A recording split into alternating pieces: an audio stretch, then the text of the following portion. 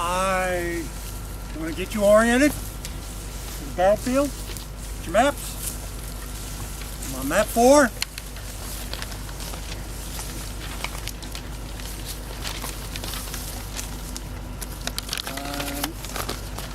And the big difference between the upper and lower is just basically focusing in more on the detail.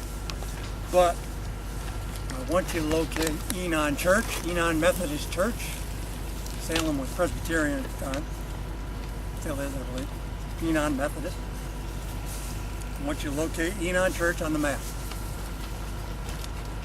John Hall donated the land for this church also.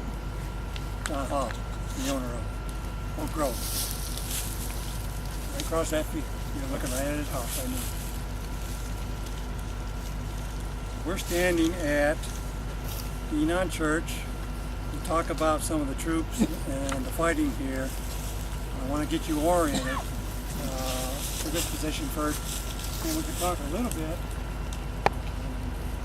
about the Hall family while we're right here, since you've got such a great view of the house. Union troops are arriving from the vicinity of Salem Church. Cavalry, the Union Cavalry, first on the field, is part of David McMurtry Gregg's division, the Union Cavalry.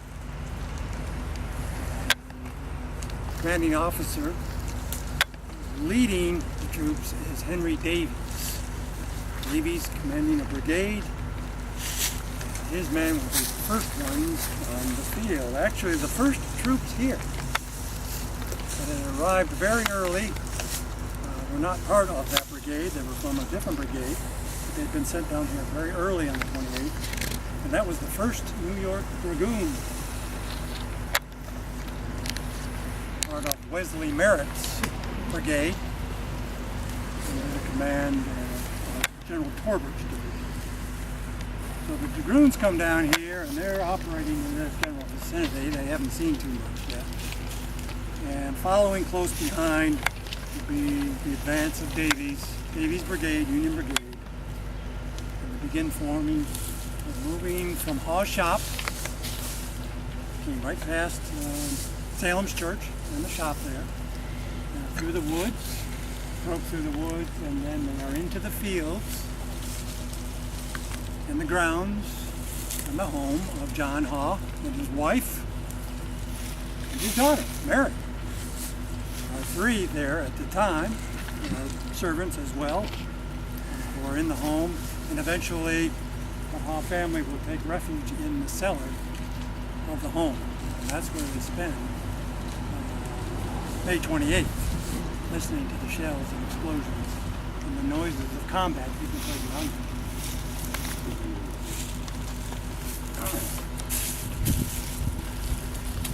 The better troops that are coming at us are coming from the opposite direction. They had formed up at Atlee Station in that same vicinity that we had passed this morning on our ride out.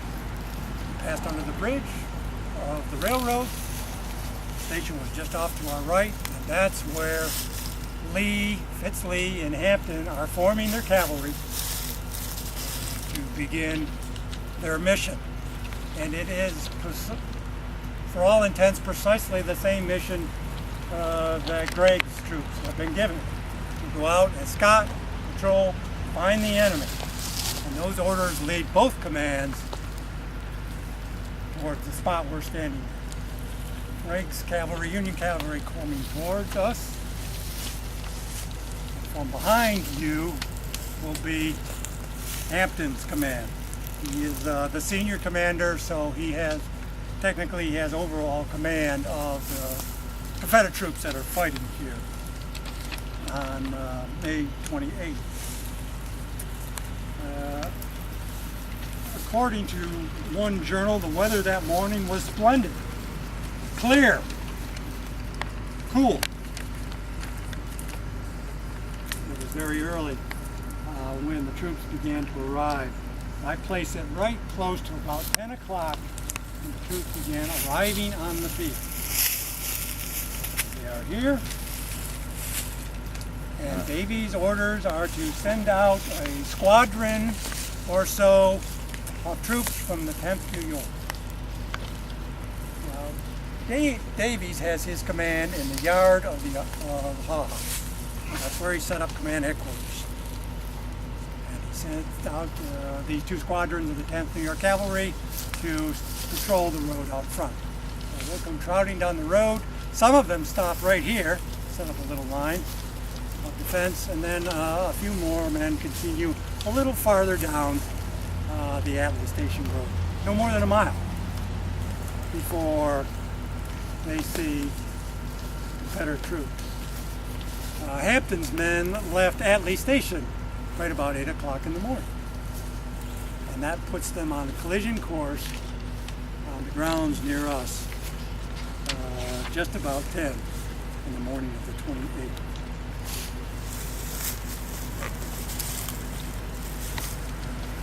These troops are mounted at this point. They're not dismounted. They're still on mounts. Cecil's right. The troops are all mounted at this point. The only dismounted troops at this point are some of the 10th New York Cavalry that have stopped right here at the church. Dismounted, formed a line on either side of the road. But the rest of the squadron is sent out to scout, picket the lines farther up front. I want to start with the charge of the 2nd Virginia. As the troops begin the advance, the orders go out to the commander, Colonel Mumford commanding the 2nd Virginia, and he will send his own squadrons down the Atlee Station Road, and it will result in a cavalry charge down Atlee Station Road, chasing a handful of New York troopers who had scouted out in that direction. I want to start out just briefly with a short description of that by one of the participants.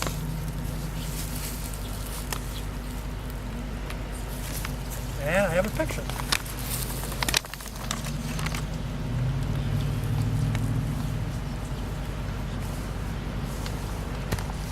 Bear with me just a second.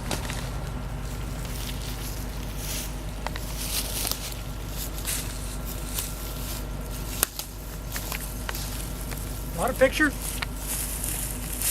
Private St. George Tucker Brooke. I like his name too.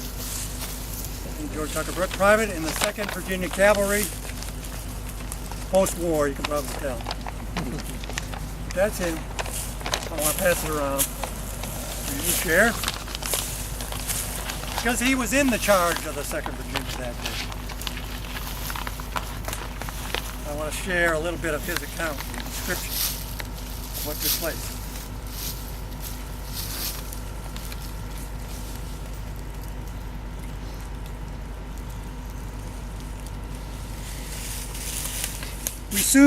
He wrote, we soon came in sight of the enemy's single cavalry picket, who fired on us and fled. We pursued this picket, and we soon came to the reserve picket line, who, while giving the rebel yell, we charged at racing speed. We're off to the races at the gallop.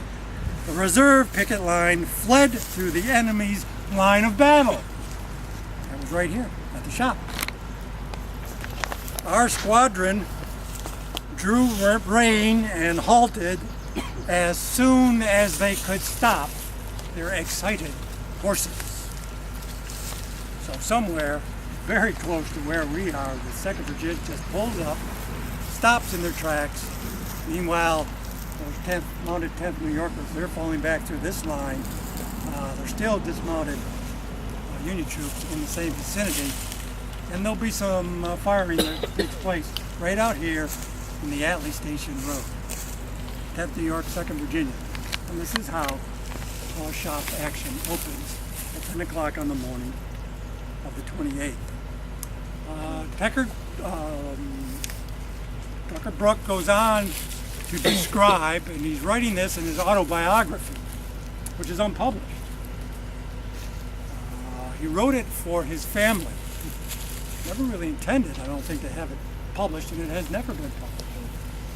But if you go to the Virginia Historical Society, you can see a transcript of all about it. It's a massive document too. I only copied a little bit of it. But it's wonderful stuff. Because he is right here, in the heart of the action. He talks about stopping, trying to reform the 2nd Virginia, the squadron of troops that were in the middle of the road. They were kind of stuck. They couldn't spread out because of the fences along either side of the road. Brooke talks very specifically about the zigzag fences lining Atlee Station Road and preventing them of fanning out into the fields. So they're all lumped together. You can picture the charge of the 2nd coming down the road, maybe 4 horses abreast, but it was probably just a wild ride, while everybody heading in one direction. So they stopped, they gathered themselves. Brooke looked at the lieutenant and said something to the effect, are we supposed to be stopping or what's going on? He managed to get out in front of everybody. Fell back, looked down the road, because coming from the woods behind the Haw House, beyond the Haw House, was a regiment of Union cavalry, 1st Pennsylvania. They were formed up in the road. And Davies had given them the command, the commanding officer of the 1st, to charge down the road. So now you have 2 units on the same road, and the Virginia troops are now about to be charged by the 1st Pennsylvania, coming straight at you, and again, right down the center of Atlee Station Road. While Brooke is talking to his lieutenant shortly, moments later, he is struck in the hip with a ball by one of the Union sharpshooters, hit him. And he nearly fell off his horse. One of his buddies was next to him. He said, grabbed him, tried to hold him up. He couldn't, and he fell into the road. At the same time, here comes the 1st Pennsylvania. They're charging down the road. Sabers out, screaming and hollering, advancing directly at the 2nd Virginia. The 2nd Virginia squadron then is given the command to fall back. They're all bunched up. They can't really get going. It's just a whole chaotic confusion mess with sabers and cavalry and horses, all taking place out here in the road. And the way Brooke described it to his children, he says, I'm paraphrasing, you ain't gonna believe this, but not one single horse stepped on me that whole time that attack took place. And he's right in the middle of the road. Can't believe it. Well, the 1st Pennsylvania now is chasing the 2nd Virginia back toward the main Confederate lines. Coming up in the rear, there are wagons. There's an ambulance in track. Union ambulance following Pennsylvania troops. They stop. A couple of guys get out. They go over. They see Brooke in the road. Looked at him.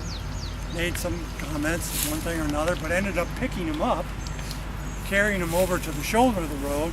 Said they stuck him into a corner of one of those zigzag fences, laid him down, got back in the ambulance, continued on down the road, followed the rest of the 2nd Pennsylvania. Well, likewise, the 2nd PA didn't get very far. The whole command had a little over 200 men in it, the entire regiment. And they didn't get far, no more than a mile, if that, before they realized here's a whole vanguard of Confederate cavalry lined up in front of them, ready to come forward. They stopped. They did an about face. They come riding back, and they're going to fan out,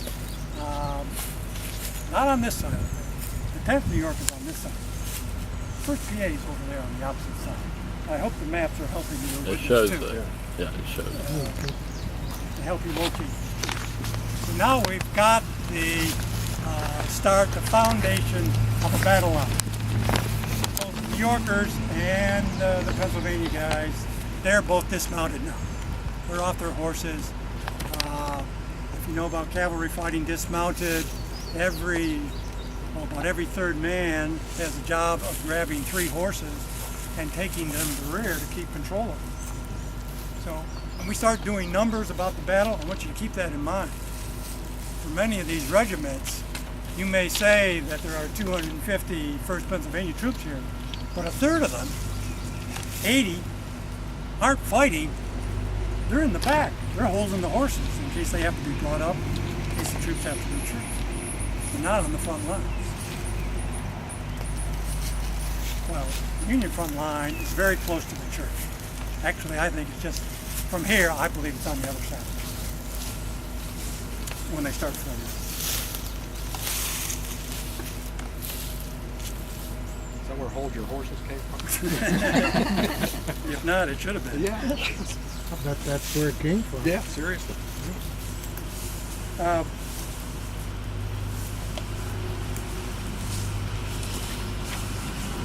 One more thing I want to mention before we head on to our next step.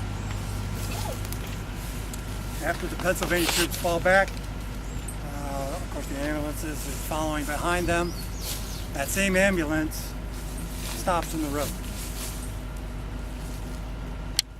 Two guys that are in it get out, they go over to Brooke. They pick them up. They put them in the back of the ambulance with a wounded Union soldier. So Brooke is riding side by side where the Union cavalryman has been wounded somewhere along the road. And the ambulance down the road and pulls into the yard of John Hawes' house. And both men are taken out.